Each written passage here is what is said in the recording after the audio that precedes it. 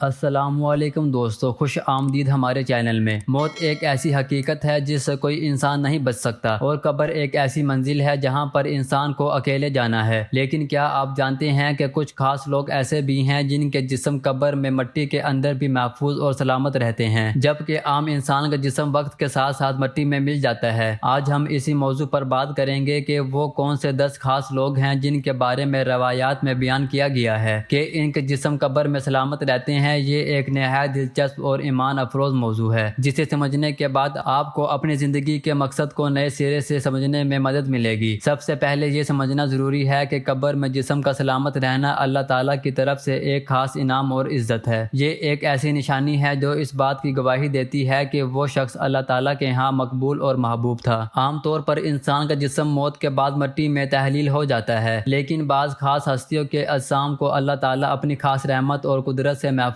رکھتا ہے۔ اس موضوع پر مختلف روایات اور علماء کرام کے اقوال ملتے ہیں، جن میں 10 خاص گروہوں کا ذکر کیا گیا ہے۔ آئیے ایک ایک کر کے ان سب کے بارے میں تفصیل سے جانتے ہیں۔ سب سے پہلے مقام پر انبیاء کرام علیہ السلام آتے ہیں۔ یہ وہ برگزیدہ ہستیاں ہیں جنہیں اللہ تعالیٰ نے اپنے پیغام پہنچانے کے لیے چنا۔ روایات میں آتا ہے کہ زمین انبیاء کرام کے جسموں کو کھانے سے محفوظ رکھی گئی ہے۔ ان کے اجسام قیامت تک اسی طرح محفوظ رہتے ہیں جس طرح دنیا میں تھے۔ یہ اللہ تعالیٰ کی طرف سے ان کی عظمت اور مقام کا خاص اظہار ہے۔ شہید وہ خوش نصیب لوگ ہیں جو اللہ کی راہ میں اپنی جان قربان کر دیتے ہیں۔ احادیث مبارکہ میں شہداء کے بارے میں یہ بیان کیا گیا ہے کہ ان کے جسم زمین میں محفوظ رہتے ہیں، اور بہت سے واقعات میں یہ دیکھا گیا ہے کہ برسوں بعد جب شہید کی قبر کھولی گئی تو ان کا جسم بالکل تازہ اور خون بھی اسی طرح تازہ حالت میں پایا گیا جیسے ابھی ابھی شہادت ہوئی ہو۔ یہ اللہ تعالیٰ کی طرف سے شہداء کے لیے ایک خاص اعزاز ہے۔ وہ خوش نصیب افراد جنہوں نے اپنے سینوں میں قرآن مجید کو محفوظ کیا، ان کے بارے میں بھی یہ بیان کیا جاتا ہے کہ اللہ تعالیٰ ان کے جسموں کی حفاظت فرماتا ہے۔ چونکہ قرآن مجید اللہ کا کلام ہے اور اسے سینے میں محفوظ رکھنا ایک عظیم عبادت ہے، اس لیے اللہ تعالیٰ اپنے کلام کے حاملین کو بھی خاص عزت بخشتا ہے۔ اذان دینے والے حضرات کا مقام بھی اسلام میں بہت بلند ہے۔ مؤذن وہ ہستی ہے جو دن میں 5 وقت لوگوں کو اللہ کی طرف بلاتا ہے۔ روایات میں مؤذن کے بارے میں بھی یہ بات آتی ہے کہ ان کے جسم قبر میں محفوظ رہتے ہیں، کیونکہ ان کی آواز نے لاتعداد لوگوں کو نماز کی طرف متوجہ کیا ہوتا ہے۔ وہ علماء کرام جنہوں نے اپنی زندگی اللہ کے دین کی تبلیغ اور صحیح علم پھیلانے میں گزاری، ان کا مقام بھی اللہ تعالیٰ کے نزدیک بہت بلند ہے۔ ان کی زندگی کا مقصد لوگوں کو صراط المستقیم دکھانا، اس لیے ان کے اجسام کو بھی خاص حفاظت حاصل ہوتی ہے۔ وہ لوگ جنہوں نے اپنی پوری زندگی اللہ کے احکامات کے مطابق گزاری، جھوٹ، دھوکہ اور گناہوں سے بچے رہے، ایسے متقی اور پرہیزگار لوگوں کے اجسام کے بارے میں بھی یہ روایت ملتی ہے کہ ان کی قبریں محفوظ رہتی ہیں۔ یہ اللہ تعالیٰ کی طرف سے ان کے تقویٰ کا صلہ ہے۔ وہ والدین جنہوں نے اپنی اولاد کی بہترین دینی تربیت کی اور انہیں نیک اور صالح انسان بنایا، ان کے بارے میں بھی یہ کہا جاتا ہے کہ اللہ تعالیٰ ان کے اجسام کو بھی خاص انعام کے طور پر محفوظ رکھتا ہے، کیونکہ اولاد کی نیک تربیت ایک صدقہ جاریہ ہے جس کا اجر والدین کو ہمیشہ ملتا رہتا ہے۔ وہ لوگ جن پر ظلم کیا گیا لیکن انہوں نے صبر کا دامن نہیں چھوڑا اور اللہ کے فیصلے پر راضی رہے، ان کے بارے میں بھی یہ روایت آتی ہے کہ اللہ تعالیٰ ان کے جسموں کو محفوظ رکھتا ہے۔ یہ اللہ تعالیٰ کی طرف سے